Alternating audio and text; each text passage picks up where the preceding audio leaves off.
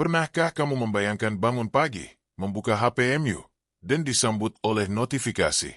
Maaf, posisi pekerjaan Anda telah digantikan oleh sistem AI. Kedengarannya seperti adegan film fiksi ilmiah. Tapi percayalah, ini bukan lagi sekadar fiksi. AI, atau kecerdasan buatan, sedang tumbuh dengan sangat cepat, dan ia perlahan-lahan mulai menggantikan peran manusia dalam berbagai aspek kehidupan. Pertanyaannya sekarang adalah, apakah Indonesia benar-benar siap menghadapi revolusi AI? Atau kita akan tertinggal, menjadi penonton di tengah arus perubahan global yang dahsyat ini? Apa itu AI?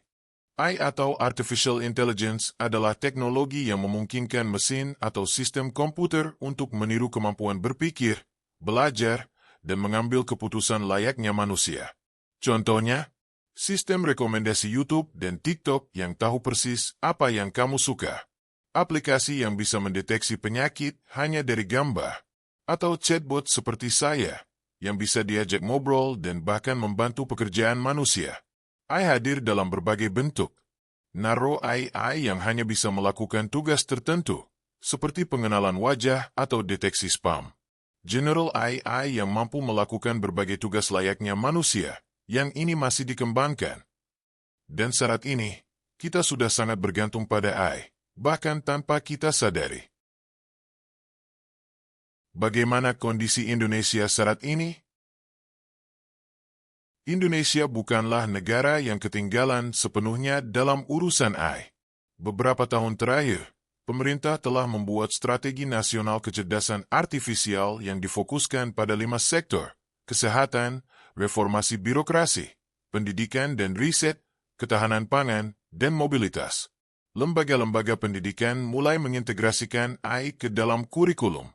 Startup-startup teknologi lokal juga mulai bermunculan dengan produk berbasis AI, dari chatbot pelayanan publik hingga aplikasi pendeteksi hasil panen pertanian. Namun, itu hanya gambaran dari sebagian kecil. Kenyataannya, penerapan AI di Indonesia masih sangat timpang. Kenapa kita belum siap? Ada beberapa tantangan besar yang menghambat kesiapan Indonesia dalam menyambut era AI. 1. Ketimpangan akses teknologi. Sebagian besar teknologi AI berkembang pesat di kota-kota besar. Tapi bagaimana dengan daerah pelosok? Masih banyak wilayah di Indonesia yang belum memiliki koneksi internet stabil, apalagi fasilitas untuk belajar tentang AI. 2. Minimnya sumber daya manusia yang paham teknologi. Data menunjukkan, Indonesia masih kekurangan tenaga kerja yang memiliki kemampuan digital tingkat lanjut. Belum banyak guru, dosen, atau pelatih yang bisa mengajarkan AI secara efektif dan inklusif. 3. Ketergantungan pada teknologi asing. Sebagian besar teknologi AI yang digunakan di Indonesia berasal dari luar negeri. Ini berisiko tinggi, bukan hanya secara ekonomi, tapi juga dari sisi keamanan data dan kedaulatan digital. 4. Belum ada regulasi yang kuat dan tegas. AI bisa digunakan untuk kebaikan, tapi juga bisa disalahgunakan. Tanpa regulasi yang tepat, AI bisa menjadi ancaman, dari penyebaran hoaks otomatis, penyalahgunaan data pribadi, sampai bias dalam sistem perekrutan kerja. Apa yang bisa kita lakukan? Meski tantangan besar, harapan tetap terbuka lebar. Berikut beberapa langkah yang bisa mendorong Indonesia agar tidak tertinggal. Pendidikan digital dari usia dini. Mulai mengenalkan logika berpikir komputasi, coding, dan AI di sekolah-sekolah dasar dan menengah.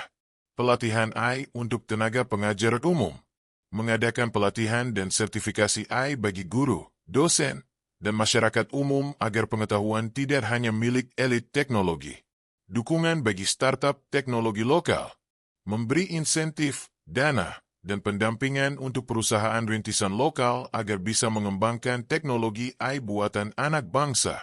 Membangun regulasi etis dan progresif. Pemerintah perlu merancang hukum yang bisa mengikuti kecepatan perkembangan teknologi, tapi tetap melindungi masyarakat secara etis dan legal. AI adalah seperti api. Jika digunakan dengan bijak, ia bisa menerangi. Jika disalahgunakan, ia bisa membakar. Indonesia berada di persimpangan jalan. Apakah kita akan bersiap, bergerak cepat, membekali diri dengan pengetahuan dan inovasi, Atau justru terperangkap dalam ketidaktahuan dan menjadi korban perubahan zaman? Masa depan teknologi bukan hanya milik ilmuwan, programmer, atau teknokrat, tapi milik kita semua, selama kita mau belajar dan ikut ambil bagian. Jadi, sudah siapkah kamu menyambut masa depan bersama AI? Like dan subscribe untuk pembahasan selanjutnya.